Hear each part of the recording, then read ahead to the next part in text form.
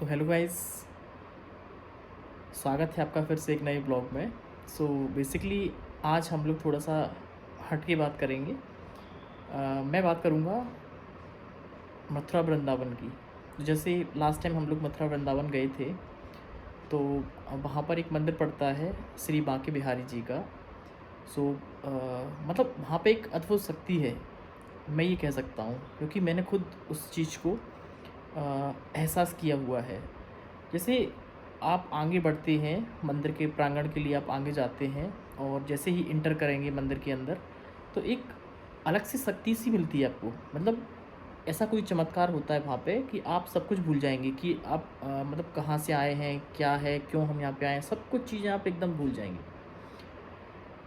आप थोड़ा सा और आगे बढ़ते हैं तो उनका जो पर्दा होता है बांके बिहारी जी का, वो हर 5-6 सेकंड के अंदर अंदर वो बंद करते हैं और उसको खोलते हैं। तो गाइस जैसे ही वो पर्दा खोलते हैं, पर्दा खुलने के बाद में आप जैसे ही उनके दर्शन करते हैं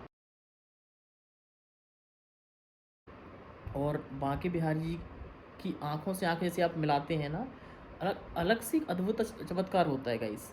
ये मैंने एनालाइज़ किया इस चीज़ को, और अंदर से इतना सुकून, इतनी शांति दर्शन करके मिलती है, मैं आपको बता नहीं सकता हूँ। तो गाइस ये एक शक्ति ही माने इस चीज़ को, क्योंकि आजकल का जो अभी का जो आधार है वो यही कहता है कि आज भी वहाँ पर श्री कृष्ण आते हैं भगवान। सो गाइस जस्ट उसके पास में एक अपना पड़ता है निधिवन। तो निधिवन में आज भी रास रचाने के लिए वहाँ पे आते हैं। तो आप वहाँ के जो सारे पेड़ वगैरह देखेंगे, वो आपस में सारे पेड़ वगैरह एक दूसरे से कनेक्टेड हैं, मतलब एक दूसरे से चिपके हुए हैं सारे पेड़ वगैरह। तो ऐसा मान्यता है, ऐसा बोला जाता है कि रात में वह जितने भी सारे पेड़ वगैरह हैं वो सारी की सारी गोपियाँ बन जाती हैं और नृत्य करती हैं, रासलीला करते हैं श्री कृष्ण भगवान।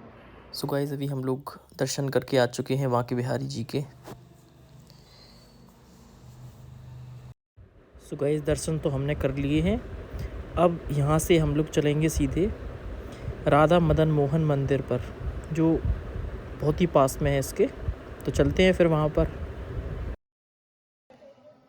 वृंदावन वो जगह है जहाँ भगवान कृष्ण ने यहाँ अपने बचपन के दिन बिताए थे। इस जगह को प्रेम भूमि के नाम से भी जाना जाता है। सो गाइस अभी आप जो देख रहे हैं वो राधा मदन मोहन मंदिर है। ये काफ़ी प्राचीन मंदिर है। और गाइस अभी आप देख पा रहे हैं हल्की हल्की बारिश हो रही है।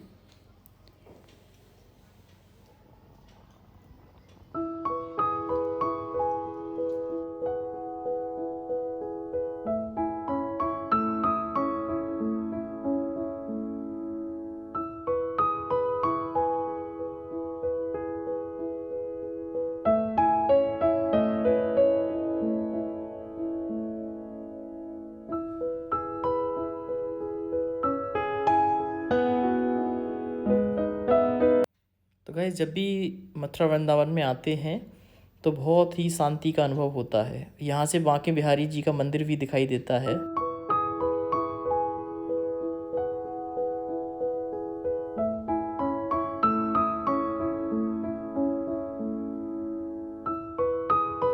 गाइस अभी जो आप देख पा रहे हैं ये निधिवन है।